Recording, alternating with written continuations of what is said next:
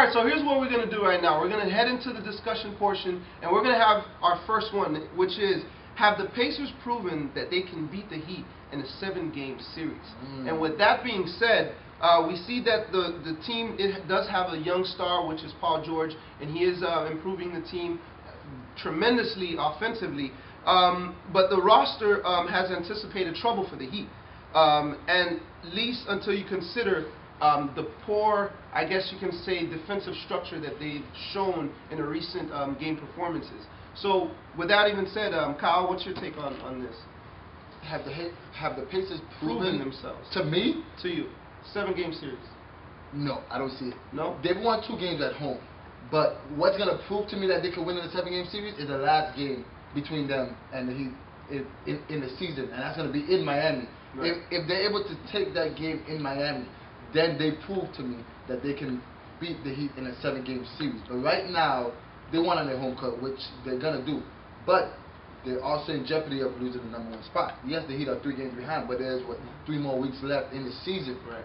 So if the Heat lose at home against the Pacers, then they have proven to me. But right now, it's a stepping stone to them. Right now, they took a next step in proving to me. But right now, the Heat still controls a 7-game series. Even though the Pacers have home court, I just see the Heat prevailing away in Indiana.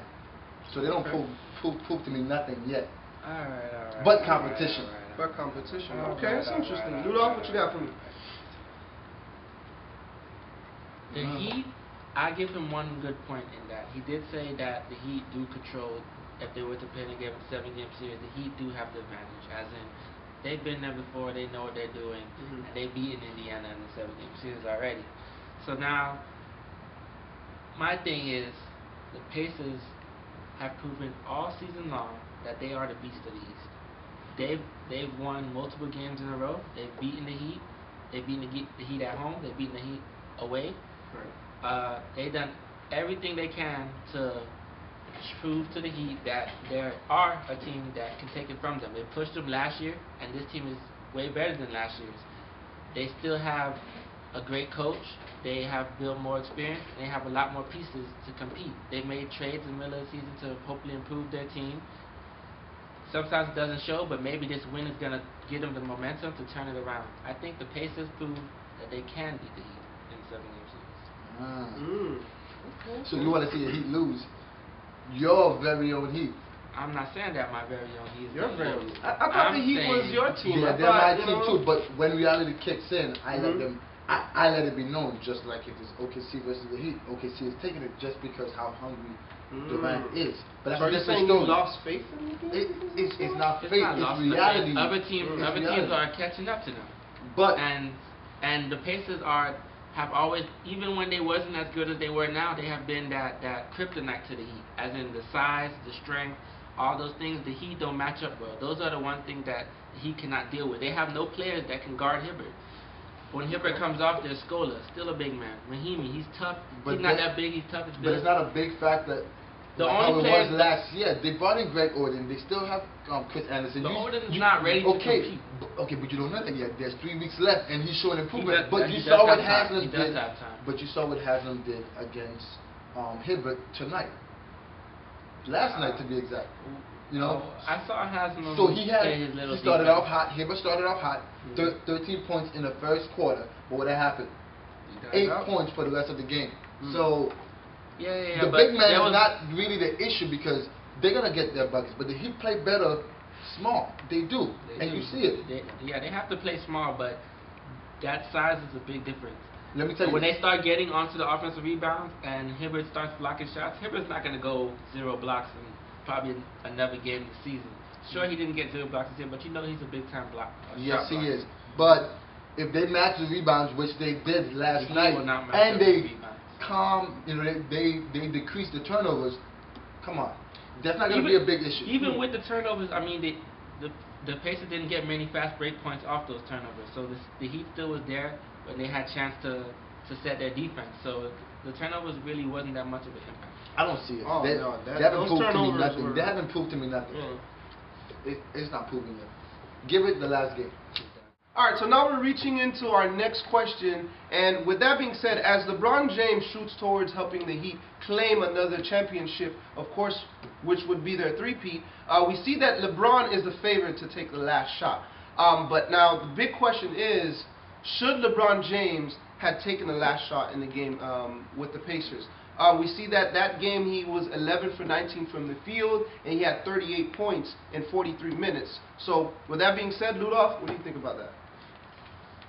I actually don't blame LeBron James for this one. I blame Eric Spoelstra. Throw it on the coach. This is what Spoelstra should have did with that play. This, and throw it away. Throw it away. Because that play was terrible. That play had Bosh falling away from the rim, taking a very tough contested shot, and he has LeBron James right there. LeBron, it was just an easy play. He could have, if he would have ran 2 picks, had Bosh had the pick instead of popped off, LeBron has a wide open shot. I'd much rather LeBron taking a hard contested shot than Bosh. That was just a terrible call by Coach Spoelstra. Well, I don't know why you're showing some remorse for what just happened, but LeBron should have taken that last shot. Why? One, he had 38 points. Another point, 11 of 19 from the field. Right. So he was 14 of 15 from the free throw line. So if he did get fouled, there's a good chance he could have knocked out one to tie the game. Can I finish? So he could have got fouled. You never know. They was down by 1, so he could have tied it with 1 free throw and took the lead. But that play that Spoelstra called up, yes, it was a bad play. But as LeBron, you were supposed to say, yo, Spoelstra, give me the ball. Kobe does it. Durant does it. Carmelo don't even have to address it to Mike Woodson. I like that. So that's what I'm saying. You as a superstar, an elite scorer, you got to say, in the last 2 minutes, 6 seconds. 2 seconds. Of a game with the Pacers, you got to say, yo, give me the ball. Yo, Ludolf was right. He should have even told Spoelstra to throw that paper away. So that wasn't on Spoelstra. It was on LeBron to say, yo, this is my team. On both of them. But still, it's LeBron should have taken that last shot. Right And play. I saw that coming. Why? Because the last few possessions, he passed it up to Bosh. Yes, Bosh hit the 3 to bring them down by 1. But as the primary scorer for the Heat, Wade only had 15 points, so he was never in a groove. They was missing Ray Allen. If Ray Still, Allen was there, no, but LeBron, okay, but what happened to LeBron? I hate LeBron. You in the race for the MVP. True. Look what KD did against the Raptors. Hit that 3 to put them up by 1. LeBron's known for this passing up that last game. Okay, and he's going to take a lot of criticism because of that. But he should have took it to at least quiet the media and keep himself in the race. But come on, you have 38 points. He probably would have made it. Okay, so why didn't he? I have no idea. Well, you need to have a conversation with your boy LeBron, because I talked to KD all day and he never lets me down. KD never lets me down.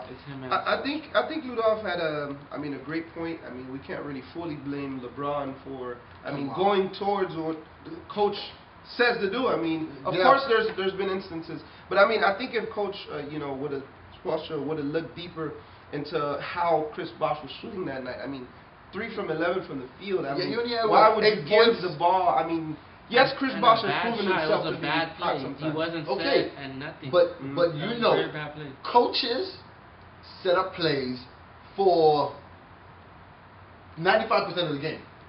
But in the last 2 minutes, I think it's going to be on your star. No, for the last 2 minutes in a game. The star player takes control of any situation on the defensive end or on the offensive end. And LeBron should have done that. LeBron should have done that. Look what Turner did. He didn't care what Frank Vogel said. He went and ball hog, and he did a good job. Yeah, true. I mean, so when you take a risk like that, the coach can't be mad at you. Right. And especially if you come through. Okay, and now but LeBron, he's not going to get blamed by Coach even if he missed it to make it. I would much rather LeBron take it. The media's going to blame him. True. Regardless. That's what I'm saying. No, not regardless. Because he didn't take the shot. I wouldn't blame him because he took the shot. He was supposed to take the shot. KD takes shot and he misses. LeBron should have done it. And that's why he should have got the ball. Because you're the #1 scorer on the Heat. Come on. That's true, but still. Well, LeBron James, you're you're here, you're getting fired from both sides. All right, now moving along, with the size of the Pacers, we see with Roy Hilbert in the middle and David West alongside with him that they've proven that they can be a dominating force. Also seeing that Paul George and Lance Stevenson proving that they can match up with LeBron James' physical scoring skills and also defensive on the defensive end. Now, that brings us to the big question. Is the Pacers' size and toughness too much for the Heat? So, Kyle, what do you think about that? Right now, it's probably too much. Seeing what I saw last night was Stevenson, who was very feisty against Dwayne Wade and LeBron, and it was a very physical game. One of the most physical game I ever seen. Especially last playoffs where they played in the East Finals. It was a very physical game, but the Heat gonna have to match up physical. They need to bring back Haslam, and they need to get Chris Anderson, slamming some heads, because Stevenson brought it to the Heat last night, and they had no answers. Cole, the point guards, Cole and Chalmers, they was not there. Wade, he's suffering from a couple injuries, and he looked like he was grimacing from, I guess, the back or whatnot. So the Pacers, David West and Hibbert, they took full control of the paint, and they brought more toughness than the Heat last night. Okay. I'm going to say that the size and toughness is too much for the Heat. The Pacers, they're probably bigger than the Heat in every position except for whichever position LeBron's playing. They have height, size, aggressiveness, toughness. Their coach is tougher than the Heat's coach. They have toughness. They beat the Heat in toughness in every single way, and that's the Heat's problem. It's not that the Heat don't have their own style of play that works for them, but the way that the Pacers play, it deflects like what the game that the Heat's trying to play, and I think the toughness is too much for the Heat. Well, what I think the Heat can do, and what they've been doing, which they didn't do last night, is the Heat are not a physical team, but what they're good at answering that the physical play of any team. So what the Pacers bring to the Heat, they send it back. But they didn't do that last night, and that was one of the key problems. That's kind of what because the Heat are known to bang back. Right. The Heat were missing Ray Allen. Ray Allen has always been this season. He's not going to bring no toughness. No, I'm not talking about. But he's always bring that. He's bringing the answer. He's been bringing the answer this whole season. Every time they've needed a bucket, a big bucket, Ray Allen's been there for them. I know, but we're talking about Ray toughness, Rudolph. We're not. You said that the Heat always find a way to answer. Their answer wasn't there today. Their answer would have been Ray Allen there for some big three, some clutch big shots. Yeah, so but you're saying Ray Allen was a big, big, I guess, contribution to them lacking that toughness? Is that what you're saying? Toughness. It's not the toughness. The Heat are not going to answer their toughness. Of yes, course, they the have. Pacers They are tougher have. than them. They're going to answer it in a different way. They're either going to make some fast break shot, they're going to change the momentum in some way, or they're going to change up their defense. They're going to do something strategically to answer that toughness. They can't compete with them. Yes, they can, because size, guess what? strength. Pacers have remember that. 2 years ago? They cannot compete with that. Remember 2 years ago when Ray Allen wasn't there? Remember? And Haslam had the bust, the eyebrow. the bust bruise. We're not saying that. The Heat don't have tough players. Okay, but look, they answered that call, and it was successful with physicality. They what? did. You guys head bust. Okay, and then Wade retaliated against so I don't know if it was somebody Tyler Hansbrough. But they were way better than that team. No, but the physical, we're talking about physical though. But listen, they're not that same team. They don't have Hansbrough and that no more. They have more bigger, more experienced players. They have Mahimi, Scola. Mahimi was there. Turner. They have those. He's proved he's not the same player that they was. We're talking about they're not the physical same team. though. They're more physical now. They're not that same team. Okay, but if he can answer that, then He cannot answer them in physicality. If they get more physical, the Pacers are going to get more physical with them. The Heat are not going to beat them in the game of physicality. They have to do something else. Okay, buddy. So you're saying the Heat has to do something else? To answer to the toughness, yes. The Heat cannot try to play tough with them. They either have to They have to play quick, or they have to play in some strategic way to answer that toughness. If they try to play tough with them, they're going to get destroyed. They're going to get beat. Not. They cannot compete with the strength of West, Hibbert, Stevenson. They cannot compete with that. There's Birdman. There's Haslam. Those players are not as big as and tough as But they could. Hibbert. They can hit back. They're going to hit back. They can hit back, but All right, everyone, so I hope you guys enjoyed our quick discussion about the Heat and Pacers game. If you have any statements, anything you want to add, just go ahead and reply to this video and just let us know how you feel. And thank you guys for watching, and we hope you guys have a great night.